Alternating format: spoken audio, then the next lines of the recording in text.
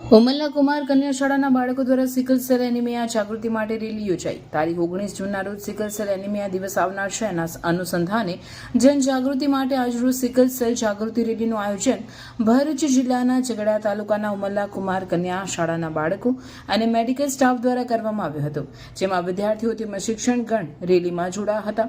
લોકોમાં sickle cell રોગ વિશે જાગૃતિ આવે તે માટે રેલીનું આયોજન કરવામાં આવ્યું હતું। નગરના માર્ગો પરથી રેલી પસાર થઈ ઉમલ્લા ગ્રામ પંચાયત પાસે પહોંચી બાળકોને ગ્રામજનોને સિકલ સેલ રોગ વિશે માહિતગાર કરવામાં આવ્યા હતા, જેમાં ડોક્ટર આયુષ એમો દેવાંગના મેડમ તેમજ Umallah sub division staff, sickle cell counsellor દીપ્તિબેન ઉપસ્થિત રહ્યા હતા।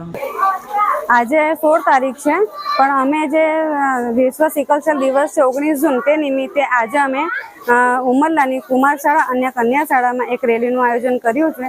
તેથી રેલીથી આજુબાજુના લોકોને ખબર પડે, સિકલ સેલ વિશે અવેરનેસ આવે અને લોકો સિકલ સેલની તપાસ કરાવે અને સિકલ સેલ રોગ વધતા અટકાવે એ માટેનો એક પ્રયાસ હતો। એ પ્રયાસ અમારો સફળતાપૂર્વક પૂર્ણ થયો છે।